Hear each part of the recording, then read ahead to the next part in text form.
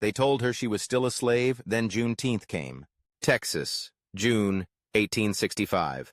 Galveston simmered like a furnace. The air was thick, salt, sweat, and the scent of things no one dared name. The Civil War had ended 2 months ago, on paper at least. But here, in the final shadows of the Confederacy, slaves still knelt, still bled, still called a white man master. In a low wooden shack with crooked slats and a leaky roof, Sarah sat mending her daughter's torn shoes. The sunlight slanted in through the cracks in the walls, casting lines across her face, half hope, half surrender. Outside, the hooves of patrolling overseers clopped against the dusty ground, steady as a metronome. A reminder, hands must keep moving. Her daughter, Amelia, 7 years old, had hair like spun clouds and wide brown eyes. She had never seen snow. She had never laughed freely. But she knew by heart the prayer her mother whispered each night. Lord, if freedom comes late, let it not come too late. Rumors had seeped into Galveston like steam, that the North had won, that Lincoln had signed something. But Sarah didn't dare believe it. News, when it came at all, arrived in whispers, smuggled letters, scraps of paper passed hand to hand like contraband, and anyone who dared utter the word freedom loudly enough risked the whip, or the noose. She remembered a man named Elijah. He spoke English well, read from the Bible, and quoted Lincoln when he thought no white ears were near. One night he whispered to a group huddled in the shadows, "Freedom's been written down, but it hasn't reached here. It's stuck somewhere in the trees or soaking in blood on the road." The next morning, Elijah didn't return to the fields. They found him hanging from the largest oak tree on the plantation, his Bible stuffed in his mouth. Here in Texas, freedom wasn't something you dreamed of, it was something you feared. Meanwhile, just outside Galveston, the blue-coated Union troops were marching in. At their helm, Major General Gordon Granger carrying a single sheet of paper, General Order No. 3. One of his officers, young and unsure, had asked, "Sir, do you think they'll believe it?" Granger answered without blinking, "I don't know, but after tomorrow they won't be able to say they never heard it." Sarah couldn't know that in just one more night the world would shift. But the cost of that delay, 2.5 years of stolen truth, would remain carved into her back and deeper still in her daughter's heart. June 19th, 1865, Galveston, Texas. They came just after midday. The heat was unbearable, but no one dared leave their post. Men in Union blue on tall, dust-covered horses filled the town square. Some local men reached for guns until they saw the flags. Blue, not gray. The war had reached them. At the front of the column rode General Gordon Granger, his uniform sharp even in the southern sun. He dismounted without flair, handed the reins to a soldier, and walked toward the steps of the Ashton Villa, a grand house that had once hosted Confederate parties. Now it would host something else. A few hundred people gathered, mostly white townsfolk, shopkeepers, plantation owners, confused, suspicious. And then, from the side streets, from the alleys, from behind laundry lines and crumbling porches, the others came. Black men and women in rags, children with calloused feet, elders with haunted eyes. They stayed near the back, still afraid, still cautious. Then Granger spoke.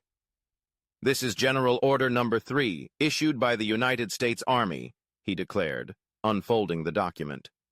His voice was steady, loud enough for all to hear, and like Scripture, he began to read. "The people of Texas are informed that, in accordance with a proclamation from the Executive of the United States, all slaves are free." A sound rose, not a cheer, not yet, but a gasp, a ripple, as if the ground itself took a breath. "This involves an absolute equality of rights and rights of property between former masters and slaves." A white man near the front spat on the ground. Another clenched his fists, but no one moved. and the connection heretofore existing between them becomes that between employer and hired laborer. That line broke something. A woman in the back, old Miss Lila, who'd birthed 12 children and buried 10, collapsed to her knees. She clutched her chest and sobbed, not loudly, not for show, but as if she were unlearning centuries in a single breath. A young man shouted, "Free?" He looked around like he'd misheard. "You saying we free?" Granger looked up from the paper. "Yes," he said plainly. "As of today and forevermore." But not everyone believed it. Some enslavers told their workers it was a lie, that the army was bluffing. Some moved entire families of slaves into the woods, hoping to hide until the Yankees left. Others, like Sarah, stood frozen. She was there, at the edge of the crowd, holding Amelia's hand so tight the girl winced. Sarah didn't cry. She didn't speak. She just stared at the man in blue, trying to understand the meaning of a world she'd never imagined could exist. What does it mean to be free, when you've never had a name that was truly your own? The crowd began to shift. Some ran, some sang, some just sat on the ground and stared at the sky. A preacher, old and nearly blind, stood on a barrel and shouted, "I told y'all, God don't forget his children." His voice cracked. His arms lifted high, and for the first time in the streets of Galveston, black people danced not to entertain, but to express. But with freedom came confusion, panic, and danger. That very night, 3 black boys were whipped by a plantation owner who claimed they got too excited. Another woman disappeared, last seen packing a bag. Some said she tried to run. One child was killed for looking a white man in the eye. Freedom had been declared, but justice was still walking, slowly. Sarah didn't sleep that night. She sat on the wooden steps outside her cabin, Amelia asleep on her lap. She listened to the cicadas, to the crackling of distant fires, and to something deeper than sound. A quiet voice inside her that said, "It's real. They can't take this one back." June 20 to 30, 1865. The days after freedom didn't arrive in neat packages. It didn't come with instructions, or maps, or even shelter.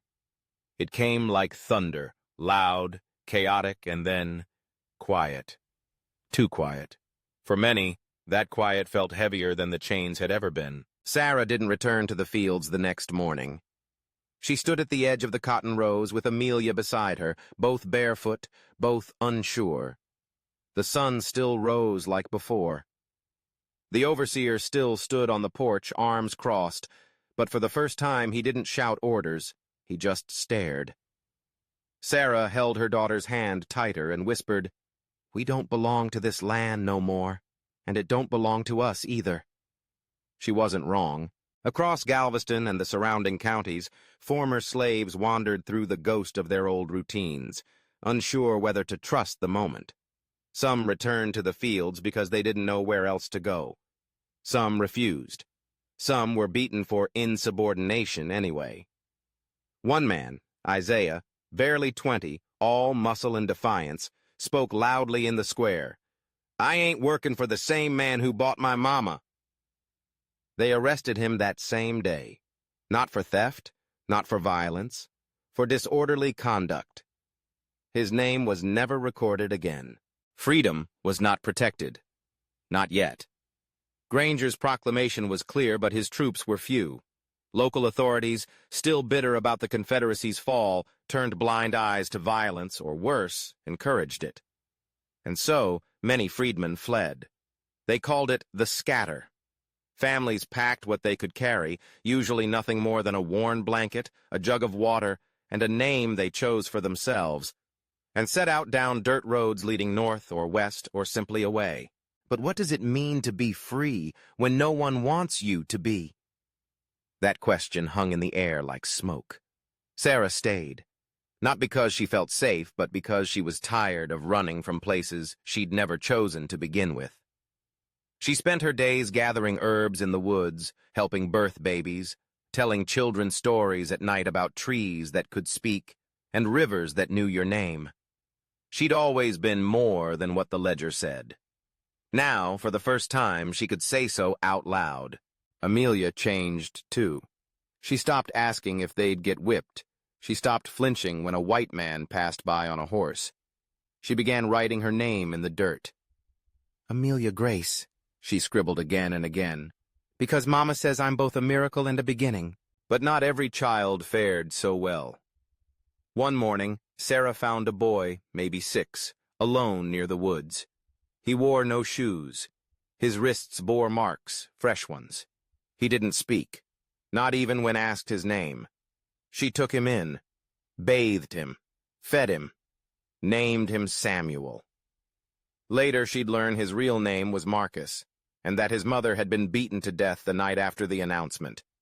He never spoke again, but he hummed. Low, strange tunes at night, half lullaby, half mourning. Freedom hurt. It came with ghosts, with memories that didn't fade just because the chains were gone. But it also came with choice. One evening, as the fireflies danced and the children slept, Sarah sat with her hands open. Maybe freedom ain't a place, she whispered to the stars. Maybe it's a direction, a thing you keep walking toward. She didn't expect an answer, but the wind shifted, the trees swayed, and somewhere in the distance, she thought she heard Elijah's voice again. Keep walking, girl. They can stop your feet, but not your soul. Elsewhere, in white parlors and courtrooms, the backlash began. Laws were drawn up, quick and cruel. Black codes, they called them. No black person could loiter. No black person could speak too loudly.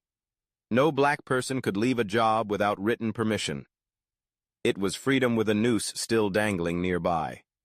But word of Juneteenth, of Granger's reading, of Miss Lila's knees hitting the dirt, of black folks dancing in the street, spread like wildfire, carried by foot, by whisper, by the memory of how that one day felt. And for the first time, they didn't just remember pain. They remembered a moment of sky, of breath, of their name being their own. And in that remembering, they began to build. One man opened a blacksmith stall. Another started teaching letters to children under a willow tree. Sarah organized quiet prayer circles that grew into gatherings, then into schools, then into something more. They called it the praise meeting. But what they really did was hold the future in their hands and say, "We claim this." Amelia grew bold. She'd correct white children who mispronounced her name. She'd walk barefoot on whitewashed porches with her chin held high. One day she said, "Mama, when I grow up, I'll own land. I'll put trees on it, and I'll name them after people we loved who didn't get to see freedom." Sarah smiled. But behind that smile, her heart ached. For Elijah, for Marcus's mother, for the ones whose graves had no names. Because freedom is not just something you receive, it's something you live into. It's something you defend again and again and again. Texas, 1875. 10 years later, the fields hadn't changed much. The roads still cracked under the Texas sun, but the names had. No longer boy, no longer gal. Now it was Mr. Samuel Johnson, Miss Amelia Grace. And somewhere, carved deep in the bark of a willow tree behind an old cabin, Sarah, free woman, midwife, mother. A decade had passed since that June day, yet the memory lived inside every black Texan like a second heartbeat. Juneteenth, they began calling it. June 19th. A new kind of Independence Day. But unlike July 4th, with its fireworks and brass bands, Juneteenth was softer, more solemn, and yet more sacred. That first anniversary, Sarah gathered neighbors beneath the same tree where she once treated fevers and prayed over bruises. They lit candles from leftover wax, shared black-eyed peas and red punch, because red symbolized the blood spilled and the joy that came anyway. They sang spirituals that began in chains and ended in hallelujah, and when Sarah stood to speak, she didn't raise her voice. She didn't need to. "We don't celebrate 'cause it was given," she said, hands clasped. "We celebrate 'cause we survived long enough to see it come." Elsewhere, the resistance grew sharper. White landowners replaced slavery with contracts, traps written in legal ink. Vagrancy laws locked up freedmen who dared to move freely. The Klan burned homes, torched schools, chased families off land they built with their bare hands. Some gave up, left Texas entirely. Others dug in. Sarah was one of them. She died in 1879, sitting upright on her porch, her hand resting on Amelia's journal. She was buried not far from the old willow tree. No headstone. Just a smooth stone with one word carved into it, free. Amelia never left Texas. At 20, she began teaching. At 30, she opened a school for black girls with pennies gathered from widows and farmers. At 40, she stood in front of the same courthouse where freedom was once denied and delivered a speech that turned silence into thunder. "You thought you freed us once," she said to the white crowd, "but you were mistaken. We freed ourselves." Every single day after June 19, 1865, and the children listened. One of them was a boy named Isaiah Jr., grandson of the young man jailed for speaking too loudly. He grew up to be a lawyer. He defended black farmers whose land had been seized and challenged, judges who couldn't say his name without flinching. At his first Juneteenth as a public defender, he stood beneath a red and blue striped tent and said, "We celebrate Juneteenth not because they told us we were free, but because we never stopped acting like it." By the early 1900s, Juneteenth became a tradition. Church choirs, family reunions, rodeos, parades down dusty streets where great-grandmothers waved with hands that had once picked cotton. They wore their best. White suits, crimson dresses. They cooked all day, sang all night. Children listened to elders tell the story again and again. One day in Galveston, the soldiers came, and everything changed. And then came the forgetting. World wars, the Great Migration. Families moved north. Schools stopped teaching it. Some children, black children, grew up never hearing the word Juneteenth once. The stone where Sarah was buried became moss-covered. The willow tree fell in a storm. And Amelia, now old and blind, sat in silence wondering, will they remember what it cost? But something deeper held on. The songs survived. The food survived. The stories whispered between porch steps and kitchen stoves like sacred scripture. And every June 19th, someone somewhere still lit a candle, still told the tale, still looked at a child and said, "You are here because someone prayed with their back bleeding. You are here because someone walked away even when they had nowhere to go." Freedom had changed forms. It now wore student uniforms, courtroom robes, Sunday hats, protest signs. It wasn't perfect, still wasn't safe, but it was here, and it was theirs. And so the inheritance passed on, not through gold, not through land, but through memory, through names, through the defiant act of remembering. Sarah Grace, Amelia Grace, Isaiah Johnson, free, all of them, and because of them, me too. Texas, 2021. The present day. The sun rose slowly over Galveston, its light brushing the rooftops with gold, just like it did over 150 years ago. But this morning, something was different. Flags hung on every porch, red, white, and blue, but not the kind people flew on the 4th of July. These bore a single shining star and a bursting horizon, the flag of Juneteenth. Children in white linen ran barefoot through the streets. Elders gathered beneath old oak trees, handing out glasses of red hibiscus punch. And at the center of it all stood a girl named Eliza, 17, with skin the color of roasted chestnuts and eyes that carried centuries. She held a microphone in trembling hands, her voice barely more than a whisper at first. "My name is Eliza Grace Johnson," she said. I am the great-great-great-granddaughter of a woman who once had no name of her own. A hush fell over the crowd. Her name was Sarah. She waited 2 years after she should have been free. She raised a daughter, named her Amelia, and taught her to speak boldly. Behind Eliza, on a large canvas banner, was a painting of a black woman, wrapped in a cloth headscarf, arms open, not bowed, but lifted. This was the first year Juneteenth was a federal holiday. President Joe Biden had signed it into law just days before. And yet, for those who'd carried the memory in their bones for generations, it wasn't new. It was recognition. It was vindication.